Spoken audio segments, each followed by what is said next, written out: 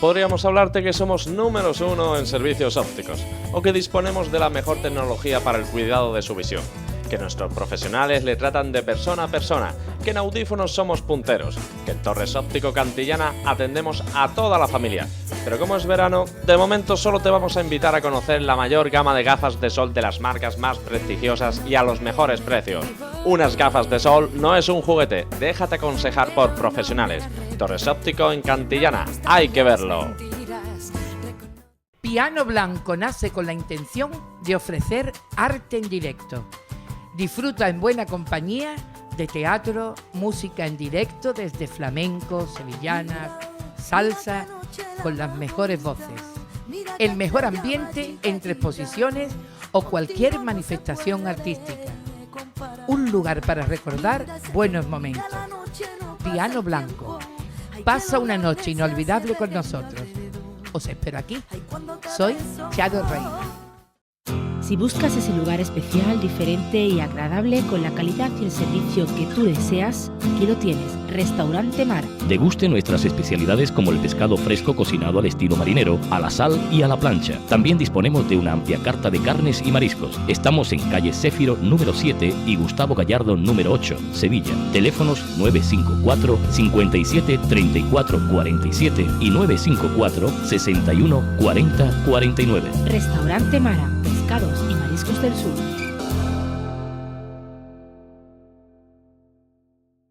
Si vienes a Sevilla, no puedes dejar de pasar por La Cantina, en pleno mercado de la calle Feria, un lugar único y diferente. Unas cañas entre amigos o en familia con las tapas más sabrosas y variadas, cocinadas con esmero, con productos frescos del propio mercado y ante tus ojos verás cómo se hace tu boca agua con pescados, carnes, aliños, tortillas, ambiente de mar en plena ciudad. Entre muros con historia, hacemos historia del buen sabor y del buen rollo. La Cantina, donde nadie es extranjero y todos somos amigos. Deleítese con las mejores tapas en el mercado de la calle Feria. Buena gente, buen beber y la mejor cocina. No lo olvides, La Cantina.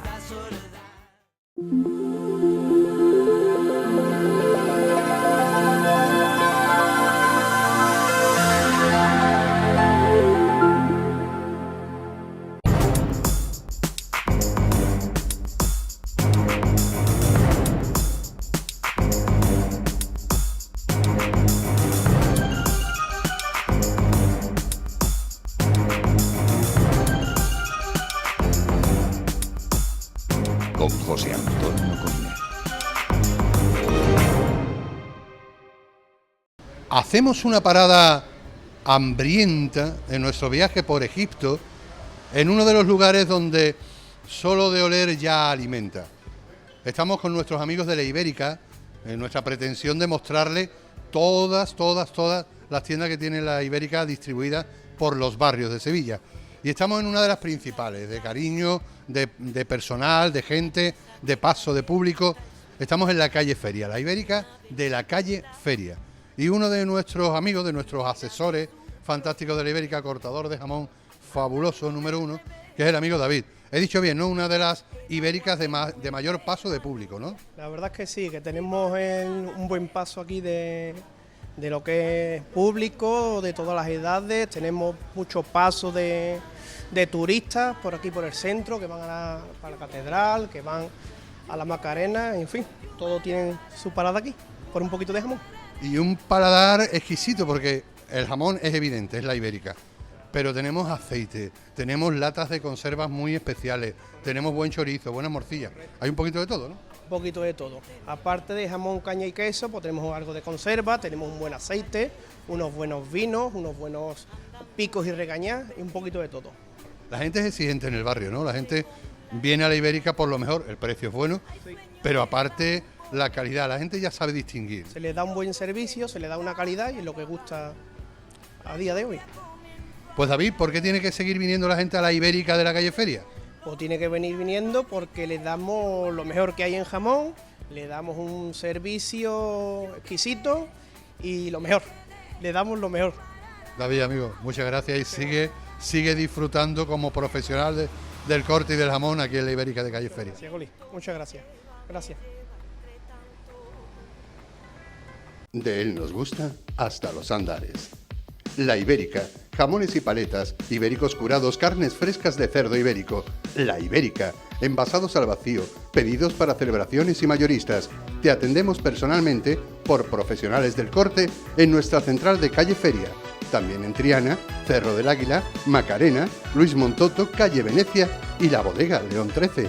La Ibérica en cada barrio de Sevilla, porque la calidad deja huella. Un día inolvidable merece un lugar irrepetible. Salón de celebraciones El Juncal, Brenes. Trato de carácter familiar y cercano. Le asesoramos y nos adaptamos a sus necesidades y deseos, desde la decoración, los detalles y la más sabrosa y esmerada cocina, para ofrecerle en su evento o celebración un catering con productos de la mayor calidad y sorprenderle con nuestras ideas de expertos amigos profesionales. En nuestro hotel dispondrá de todo lo necesario para sentirse como en su propia casa. Hotel Catering El Juncal en Brenes le prepara su reunión social o familiar a medida, desde pequeños grupos a cientos de invitados. Salones decorados con gusto, jardines elegantes y atención familiar. No lo dude, ponga su celebración en nuestras manos. Hotel Catering y Salones El Juncal en Brenes, porque un día inolvidable merece un lugar irrepetible. Pues seguimos paseando por el barrio de nuestro amigo Ramsés II. Estamos dentro del templo de Abu Simbel, con nuestro asesor histórico, hermano, amigo y especialista José Manuel García Bautista, que nos ha contado un poquito la vida y milagros del muchacho, que era un genio políticamente, militarmente, diplomáticamente, era muy ególatra, pero que le dio gran parte de la historia de Egipto que hoy se mantiene en pie, porque estamos hablando desde el templo de Abu Simbel, de esta maravillosa réplica, ¿no?, que quizás sea uno de los monumentos mejor conservados del mundo, ¿no? Sí, un monumento muy bien conservado también por, evidentemente, la preocupación que ha existido por la UNESCO de preservarlo como monumento protegido, monumento histórico, patrimonio de la humanidad. En el año 1979 se declara como patrimonio para la humanidad y en el año 1964, como comentábamos, pues es cuando se produce ese traslado. Si no, se hubiera perdido. Fíjate que fue un arqueólogo suizo en el año 1913, cuando, bueno, pues descubre, Baucar se llamaba, descubre el templo, y 4 años después, en 1813, en 1817, fue en este caso otro arqueólogo italiano, Belzoni, el que, por indicación de nuestro otro arqueólogo, pues se traslada a lo que es la zona de Asuán, está a 300 kilómetros de Asuán, y directamente se pone a cavar y descubre pues aquel templo que realmente deja sorprendido, deja asombrados a todos por la maravilla que se iban a encontrar dentro.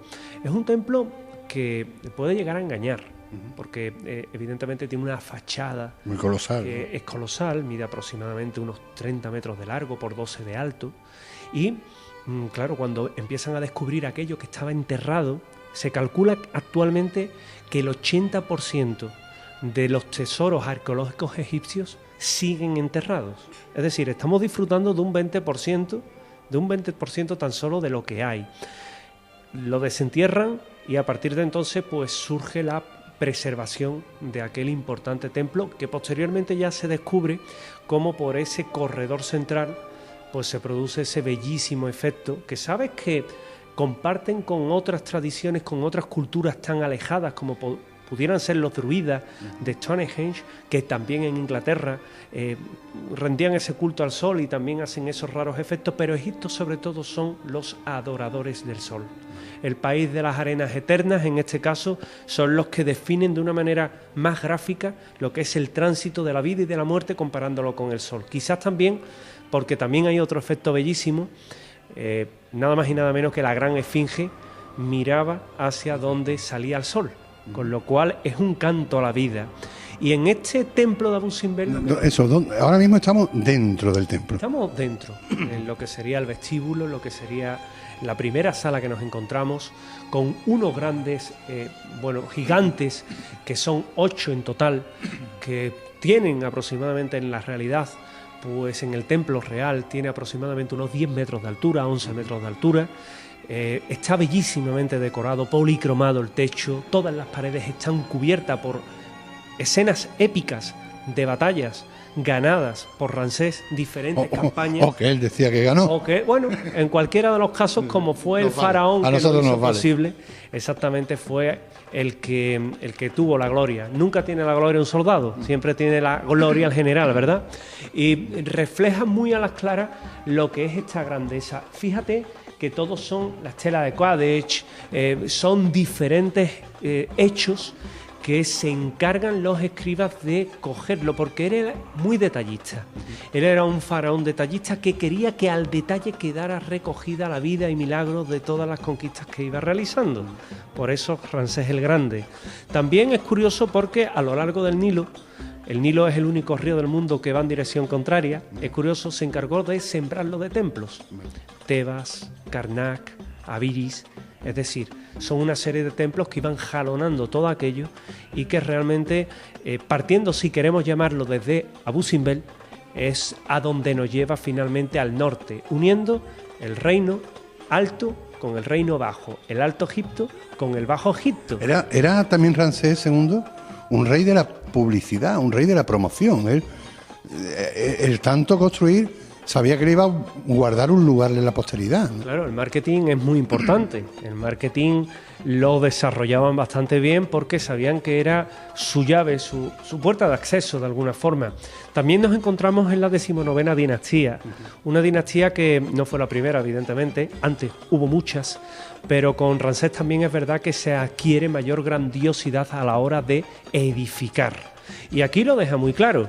Detrás nuestra hay otra sala, una sala hipóstila, donde más o menos se preparaban ya de cara a todo lo que era esos rituales que se hacían dentro del Sancta Sanctorum, es decir, donde nos aguardan esas 4 imágenes de esos 4 dioses, uno Ramsés, ya hemos dicho que era el hijo del dios, y que de alguna forma también hacía que fuera entendido como tal. ¿Por qué? Porque el egipcio, cuando acudía a ese templo, cuando le permitían el acceso, a quien veían representado era el propio Ramsés, con lo cual él decía, se asombraba diciendo aquello de «Oh, es el faraón, es el más grande». Fíjate cómo explotaban la imagen. Luego tenemos a su esposa, que también comparte importancia en este templo porque tenemos una fachada que está dedicada a ella. Era una mujer... Recordamos, Nefertari era la esposa de... Bueno, la esposa más principal y más amada, porque tuvo muchas esposas. La esposa real, la gran esposa real, que era como se le llamaba. Tenemos algo importante y era que posiblemente, esto es, digamos, el cotilleo de la historia, o la historia heterodoxa. Se cree que posiblemente Ramsés estaba casado con su hermanastra, que Nefertari pudo haber sido hija de Seti y una miembro de la 18ª dinastía que eran sus enemigos naturales, pero que estaba casado con ella. Por eso Ramsés se guarda mucho de dar más pistas y más claves sobre el origen de su esposa. Se cree que era hija de Ai. Creíble en esas épocas y en esos estatus, porque y además con esos egos buscaban una sangre limpia, muy, muy cercana a su propio ego, ¿no? Podría ser real, ¿no? Sí, eso que también hay que reconocer que la endogamia era bastante, es decir, los matrimonios entre hermanos, hermanastros, era algo normal, pero ella se creía que era hija de Ai y que estuvo casada con su hermanastro, al fin y al cabo. Y se desconoce mucho de su figura. Sin embargo, Nefertari significaba... Sí, nos confundimos mucho con Nefertiti y Nefertari. Nefertari lo que significaba era la belleza, el Dios en la mañana, luz de la mañana. Es decir, fíjate las connotaciones tan bellas que hay en torno a su nombre. Fue la más querida, evidentemente tenía más esposas, pero como tú bien comentabas, fue la principal. Y fue ella la que se le representa en todo momento como la diosa Hathor. Es decir, la vamos a ver con un disco solar en la cabeza, con una especie de cuernos y un disco solar en medio. Ello nos quiere decir que ella es la encarnación de la diosa de la belleza. Él era el hijo de Amon-Ra y ella la diosa. Fíjate el canto también al amor tan importante y tan inmortal que se le hace, ¿verdad? Su descendencia no llegó a ser tan importante como ellos, ¿no? No. De hecho, hay un tercer Ramsés III, pero Ramsés III, realmente podemos decir, José Antonio, que con Ramsés II empieza la decadencia. Vale. A partir de ahí, es más, hay algo que yo creo que no se nos pasa a ninguno de los que amamos Egipto, y es que las pirámides, por ejemplo, cuando se comienzan a construir pirámides, todos son pirámides curvadas, pirámides que en muchas ocasiones caían. Luego se adquiere el gran momento de la arquitectura egipcia cuando se construyen esas pirámides perfectas, Keops, Kefren y Miserinos, las tres más importantes, y luego pues ya hay un declive en la que ya las pirámides no son iguales. Es como que llegó al culmen y al tope Ramsés II. Exactamente, se logra, no obstante hay que decir que Keops, por ejemplo, construye hacia el año 2540, 2600 antes de Cristo, es cuando se construye esa pirámide. Es decir, hay casi un milenio de diferencia y evidentemente también nunca se va a saber quién influye de esa manera y en esa forma de edificar, pero sí es verdad que hay auténtica maestría en lo que construyen. Él, Ramsés II, logra tantas conquistas que cada vez que hacía una conquista edificaba un templo y si no lo usurpaba. Con lo cual también era bastante curioso. Y también hay que decir que urbanizó, fue una persona que urbaniza muchísimo y que posteriormente también hay que decir que se servían de materiales de las pirámides para construir otros templos. Fíjate ¿Fue querido por el pueblo? Pese a ser un dictador, ¿fue querido tantos años que estuvo en ese reinado? ¿O fue muy odiado? Es que no... Te pongo carita, como yo digo, porque es difícil poder evaluar cómo... Claro, escribían sus escribanos, claro. Claro, lo escriben, pero fíjate que hasta no hace demasiado tiempo se creían que todas estas obras las hacían esclavos. Ahora sabemos que no eran esclavos, que eran mano de obra y mano de obra bien tratada. Pero sí es verdad que continuas campañas militares... evidentemente había invasiones, había esclavos, había también pues evidentemente carestías por las crecidas del Nilo, por las sequías. Eso hacía que Ramsés también fuera impopular, pero como tú bien comentabas, los escribas nos van a contar la historia más bonita y nunca vamos a saber cómo realmente era. Ramsés ha sido llamado el Grande evidentemente por la monumentalidad y la cantidad ingente de información que tenemos de él. Pero evidentemente la historia la escribiría de forma diferente si fuera, en este caso, pues una persona de a pie la que le tocara narrarla. Pues nos vamos a despedir de esta primera incursión, habrá una segunda, en el templo de Abu Simbel. Estamos dentro del templo de Abu Simbel. José Manuel García Bautista nos ha contado un poco la historia del templo, un poquito amplia la historia de Ramsés II, pero nos quedan muchas cosas por descubrir en Egipto y les invitaremos a una segunda entrega donde hablaremos más de Nefertari, de Tutankamón, de maldiciones. De tesoro, que los tesoros gustan, José Antonio. Sí. Nosotros vamos a continuar viaje en Cañas y Barrios, hoy por el barrio de Ramsés II, por Abu Simbel.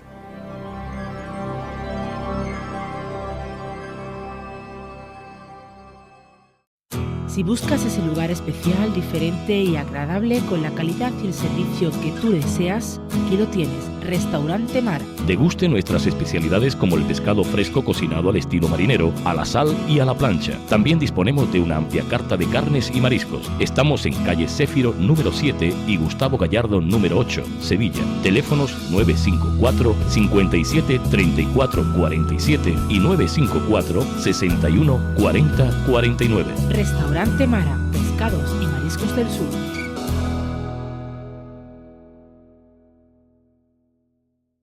Espero hayan disfrutado de este primer viaje por un lugar maravilloso, mágico, diferente, con historia, magia, cultura, tradición.